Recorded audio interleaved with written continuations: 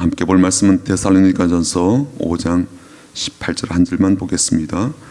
데살로니가전서 5장 18절입니다. 데살로니가전서 5장 18절 한 절만 보겠습니다.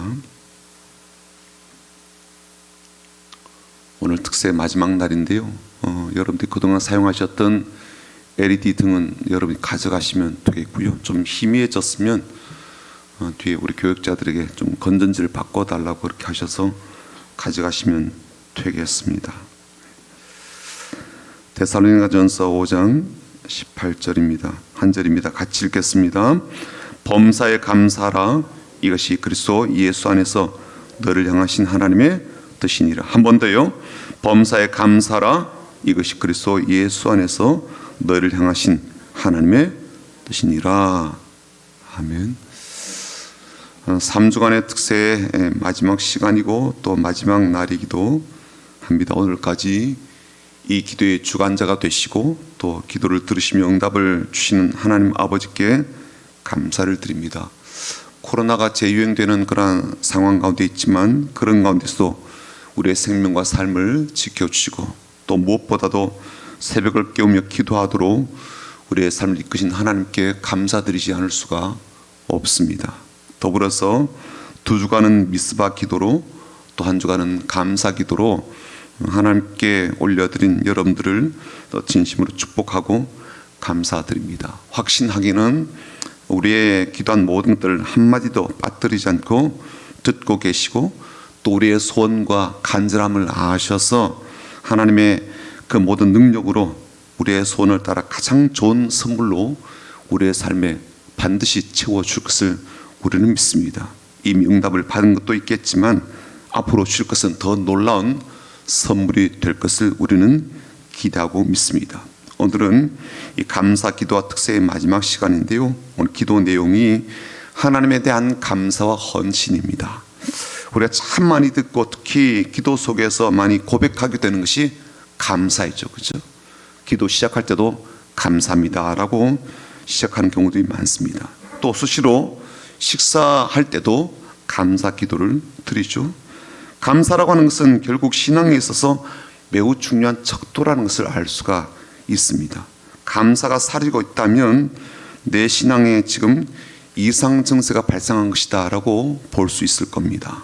아니 감사를 뭐 하냐 안 하냐 그것 가지고 너무 확대해서 해석하는 것 아니냐 그렇게 말할 수 있겠지만 감사는 그만큼 중요한 신앙적 요인임을 부인할 수가 없지요. 가만히 한번 생각해 보십시오. 신앙적으로 침체가 되고 있을 때 그 속에 감사가 있는 것을 보셨습니까? 신앙적으로 근심이 있고 염려가 있을 때 감사가 있는 것을 보셨습니까? 신앙적으로 방황하고 있을 때 그 사람의 입술에서 감사를 찾아보고 들어볼 수가 있으셨습니까? 오히려 불평, 불만, 침묵 혹은 분노, 저주, 좌절, 절망 같은 것이 감사의 자리를 대신하지 않던가요?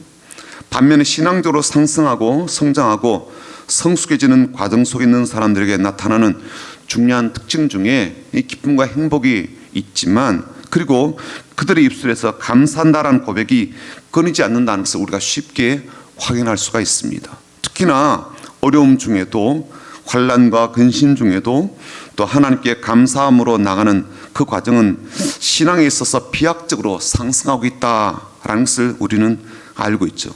또 그 사실을 나중에서라도 우리는 깨닫게 됩니다.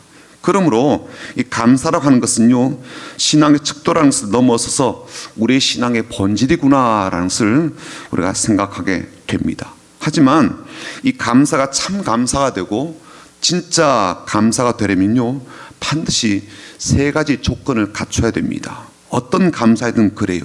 꼭 3가지가 필요합니다. 첫 번째는 뭐냐면요 감사의 대상입니다. 감사하려는 대상이 있다는 거예요. 감사는요 그 감사의 대상이 분명합니다. 감사의 대상이 불분명한 감사는요 실제적으로 감사라고 하기가 좀 어렵지 않을까 싶습니다. 우리가 감사다라고 인사할 때도 그 대상에게 찾아가서 하죠. 또 그렇지 않다면 다른 방법으로라 할지라도 그 대상을 향해서 하게 됩니다.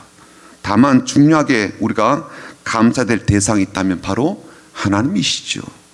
기독교인에게는 이 감사가 매우 중요합니다. 부모에 대한 감사도 있고 이웃에 대한 감사도 있고 다른 이들에 대한 감사도 있지만 제일 중요한 것이 하나님 향한 감사이죠. 두 번째는요, 왜 감사하는가? 이 감사의 동기와 이유입니다. 혹은 감사의 내용이 있죠. 감사를 하게 될 때는요, 반드시 무엇에 대한 감사입니다. 감사의 구체적 내용이 있습니다. 오늘 말씀 보시면 범사에 감사라 명령하셨죠. 모든 것에 혹은 모든 일에 감사라는 겁니다. 이 말씀은 기본적으로 우리가 감사의 삶이어야 된다는 것을 알게 되죠. 그걸 강조한 말입니다. 어떤 상황 속에서는 감사하고 무슨 일이든지 어떤 일이든지 감사라는 거예요. 설사 내 삶에 어려운 일이 발생하더라도, 근심 염려가 찾아오더라도, 마음이 복잡한 상태에 있더라도 감사를 잃어버리지 말라, 그런 말씀이잖아요. 그런데 여기서 우리가 종종 놓치는 것이 있는데 가끔 이런 분들이 있습니다. 저는요 모든 게 감사해요, 다 감사해요, 그렇게 말씀하시는 분들이 있습니다. 저는 그럴 때 이렇게 질문합니다. 뭐냐면 뭐가 감사할까요? 구체적으로 어떤 게 감사할까요? 구체적으로 하지 않고요, 뭉뚱그려 사는 감사는 듣는 입장에서는 혹은 그 감사를 받는 입장에서는요 좀 의아할 수가 있습니다. 뭘 가지고 감사한다는 거지? 모든 게 감사하던 그 말은 알겠는데 그래서 뭐가 감사하다는 거야? 내게 뭘 감사하다고 하는 거지? 이런 생각을 하게 되는 거죠. 하나님께도 마찬가지 아니겠습니까? 하나님 모든 게 감사해요라고 했을 때 그 말이 틀린 말도 아니고 또 하나님 받으시기에 참 좋은 감사의 고백이긴 하지만 그 고백을 받으실 때 어떤 구체적인 것들에 대한 감사인지를 하나님이 듣고 싶어 하지 않을까요? 막연한 감사가 아니라 이 구체적인 감사의 내용들이 오히려 깊은 감사처럼 들리는 것은 바로 그런 이유 때문입니다. 감사를 안 하는 것보다 100번 낫긴 하지만 구체적으로 무엇에 대한 감사인지를 감사를 받는 대상이 듣게 되었을 때 진정한 교감이 일어나겠죠. 그리고 그 가운데 큰 기쁨이 있지 않겠습니까? 그러므로 여러분들은 무엇이 감사인지를 한번 좀 생각해보고 찾아보자고요. 범사에 감사하고 다 감사합니다라고 그렇게 수상적으로 말씀하지 마시고 구체적으로 생각하고 구체적으로 감사하고 구체적으로 고백을 해 보십시오. 아픈 중에도 잘 지낸 것이 감사합니까? 그렇게 고백하시면 됩니다. 어려움 중에도, 그렇게 걱정하던 중에도 그나마 시간이 지나고 나서 많이 해결되어서 감사하다면 그렇게 고백하면 됩니다. 올해도 우리 아이들이 그렇게 저렇게 잘 자라줘서 감사다, 그렇게 고백하면 되고요. 많은 돈을 벌기는커녕 참 경제적인 빡빡함과 답답함이 항상 짓누르는 그런 시간들이었지만 그래도 밥 먹고 살았고 커피 한잔 할 수 있는 여유가 있었고 산에라도 다녀올 힘이 있었고 친구라도 만나서 잠깐이지만 웃을 수 있어서 감사합니다, 그렇게 고백하면 되는 겁니다. 일상의 소소한 행복들을 생각하면 그러한 것들을 누릴 수 있도록 해주신 하나님께 감사할 수가 있죠. 또 사업에 있어서 놀랍게 복주시고 회사에서 여전히 승진의 대상이 되거나 연봉이 상승하는 그러한 일이 있었고 또 우리 아이들이 안정적으로 공부에 전념하고 자기 길을 잘 찾아가며 신앙적으로 성장하는 그런 기쁨도 하나님 앞에 고백하고 감사드릴 수가 있습니다. 그런 구체적 내용이 있는 감사가 참 감사가 아니겠습니까? 여러분, 하나님은요 막연한 하나님, 그냥 하늘에 계신 신이 아니지 않습니까? 그 하나님은요 우리에게 아버지십니다. 살아계신 아버지시라고요. 우리의 일구수일투족을 아시고 우리의 눈물과 기도를 아시는 분이십니다.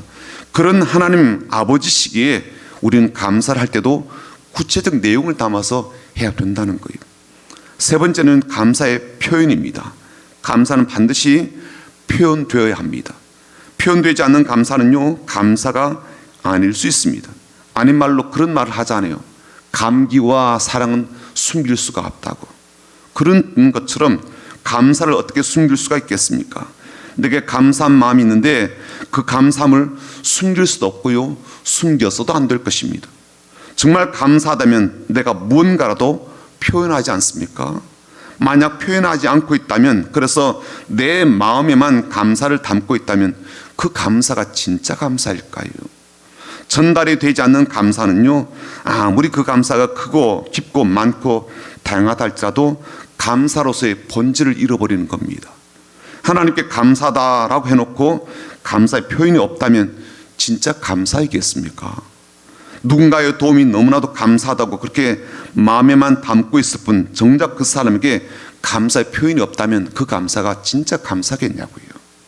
마음에 품고만 있는 사랑도 사랑이고 가슴에 담고만 있는 감사도 감사라고 한다면 하나님의 사랑이 어떤 사랑인지를 다시 생각해 보아야 할 것입니다. 하나님이 이 세상을 사랑하시고 모든 영혼을 사랑하시고 이 땅에 수많은 생명을 사랑하신다고 마음에 품고 계시면서 그 어떤 사랑도 표현하지 않으신다면 과연 그 사랑을 우리가 어떻게 이해하고 그 사랑을 어떻게 알 수가 있겠습니까? 만약 하나님께서 우리를 사랑하신다고 하시면서 아들 예수를 보내주시는 그런 사랑의 표현이 없으시다면 하나님께서 우리를 향한 그 사랑을 우리가 어떻게 확인할 수가 있겠습니까? 이 모든 만물을 만드시고 우리로 하여금 또 누리게 하시고 또 이 모든 만물을 관리할 수 있도록 허락하시는 그 모든 권세를 우리에게 허락하지 않으셨더라면 우리는 하나님의 그 사랑과 그 마음을 어떻게 알 수가 있겠습니까? 그리고 과연 그렇게 아무것도 하시지 않는 하나님을 사랑의 하나님이라고 믿을 수가 있겠습니까? 또 그 하나님의 사랑을 우리가 알 수나 있고 인정할 수나 있겠습니까? 그러므로 사랑은요, 마땅히 표현되어야 되는 것처럼 감사도 당연히 표현되어야 합니다. 감사는 고백으로도 가능합니다. 마음이 담긴 고백이 참 중요하죠. 마음을 담고 진심을 담은 감사의 고백은요, 듣는 이로 하여금 받는 이로 하여금 눈물 나게 합니다. 감사는 무언가 드림으로 가능합니다. 물품을 드릴 수가 있죠. 돈을 드릴 수가 있죠. 시간을 내어서 함께 할 수도 있습니다. 또는 가까이 가서 내가 함께 할 수도 있습니다. 내 몸을 내어주고 그 대상에게 도움이 될 수 있도록 할 수가 있습니다. 그 어떤 표현이든 다 가능합니다. 오늘 여러분들이 앞에서 보시는 것처럼 이렇게 많은 라면과 쌀이 있습니다. 하나님께 드린 감사의 표현이 있죠. 이것이 이웃들을 위해서 사용되기를 바라는 마음이 담긴 감사의 헌신이자 헌물입니다. 여기에 보는 쌀 100포는요, 우리 교인이 아닌 이 폴리 카페를 운영하는 허바울 사장님이 보낸 것입니다. 지난해에는요 30포를 보내었는데 올해는 100포를 보내었습니다. 이유는 뭐냐면 장사가 너무나도 잘 되어서 하나님께 감사 마음이 커서 그렇대요. 또 한 가지는요, 성민교회가 하는 그 일에 나도 동참하고 싶어서 그랬다는 거예요. 감사의 대상이 하나님이시고 감사한 이유가 분명하고 감사의 표현을 이렇게 하였습니다. 감사는요, 표현되기 전에는 감사가 아니에요. 오늘 우리는 그 감사를 다시 한 번 더 우리의 마음에서 확인하고 하나님께 드릴 구체적인 감사의 내용과 표현을 담아서 올려드림으로 하나님께 큰 기쁨이 되고 영광이 되는 그런 감사주일, 그런 감사의 날, 그런 감사 인생이 되기를 주님의 이름으로 축복합니다. 아멘.